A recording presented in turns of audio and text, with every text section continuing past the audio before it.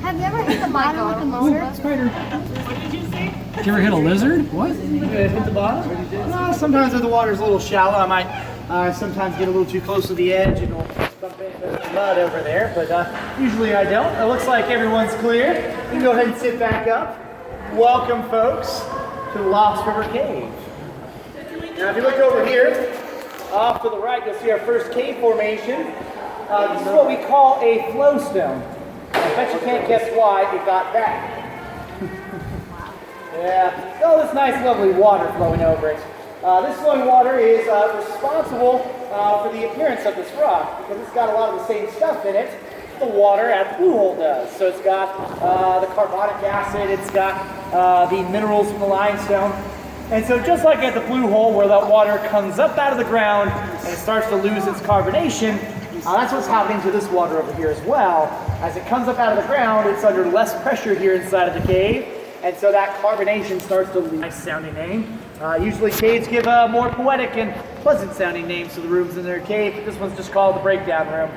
And I know what you're probably thinking, but that's not the reason why it's called the Breakdown Room. It has nothing to do with these boats, so you don't have to worry about that. The reason why it's called the Breakdown Room, although, has to do with these rocks over here.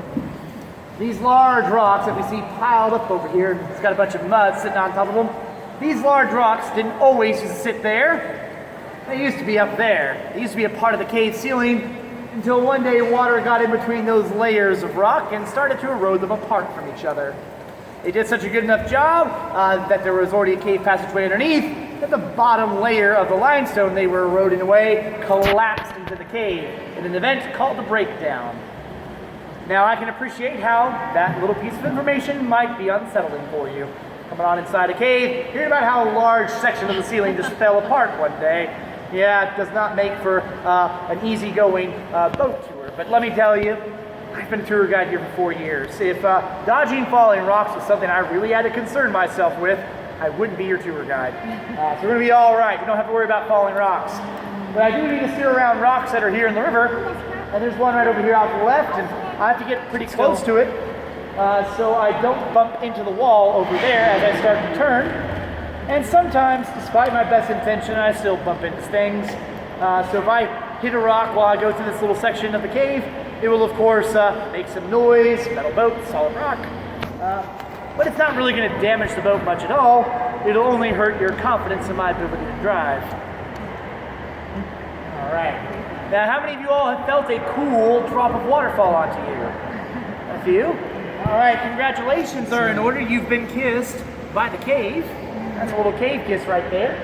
And where that's coming from is a formation up on the ceiling of the cave called a stalactite. And this is one of the largest ones we have. We call this one the praying hands, because that's what it kind of looks like, a pair of hands folded in prayer, but up there on the ceiling. Now this takes a long time to form, folks. We're talking hundreds, if not thousands of years of water dripping in the same spot over and over again. And so when it gets nice and big, like this one here, it's quite impressive. Now we're gonna go a little bit further down the river, and as I do that, I wanna ask you guys, we've got stalactites in the ceiling. Do you know what we call the ones that grow on the ground?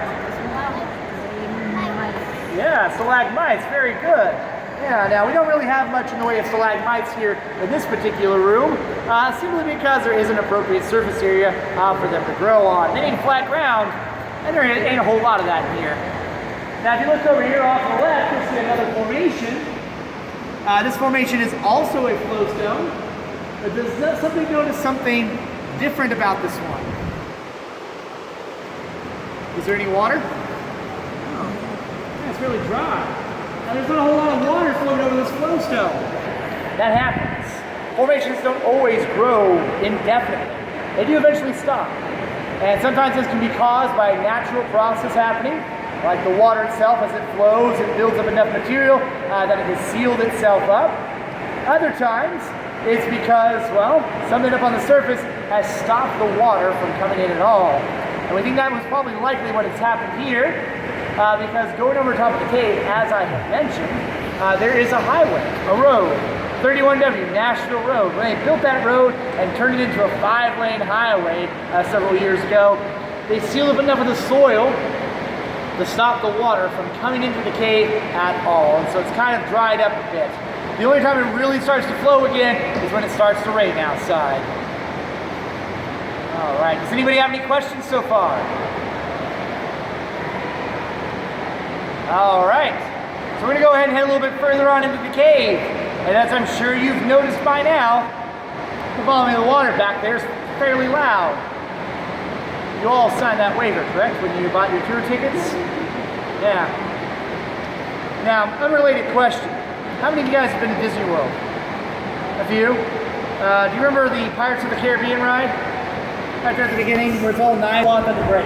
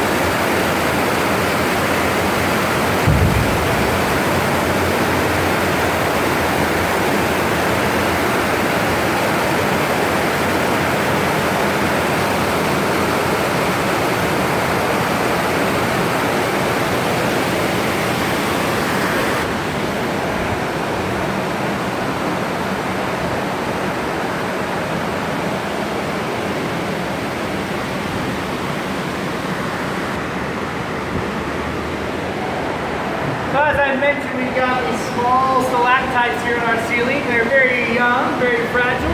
We don't want to touch them because that can cause them to stop growing. But not only do we have the stalactites, there's also the fossils I mentioned here in the ceiling. Now they look like teeth for sure, but they are actually seashells. There's something called horned coral fossils. And so they're buried here in the limestone. And as I mentioned earlier, it's from these rocks, these fossils in these rocks, where the limestone gets a lot of the minerals that allow it to give the water its color, among other things. Now, as we make our way back out, basically anything that's dark and sticking up out of the ceiling is going to be one of those fossils. We have all kinds here, not just the horned coral, there's also ammonite fossils, which are those spiral seashells. And so you can see a couple of other horned coral fossils right there.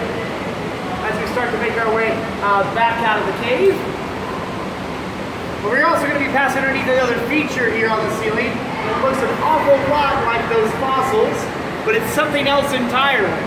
This is actually a large piece of another type of rock called chert or flint. It's very hard rock, so it doesn't dissolve as easily in water.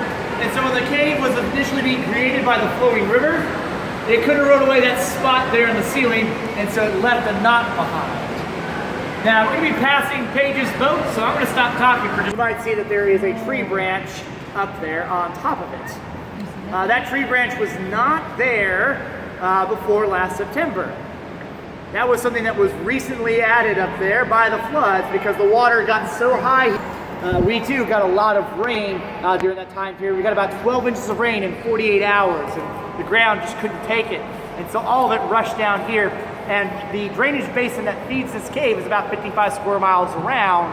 And so every 12 inches of rain that fell within that square mileage, it multiplied by the time it got down here to about 60 feet of water. And so the water was so high outside of the cave that the top of the mouth of the cave where we were standing inside, that water was about maybe 2 feet from the ceiling.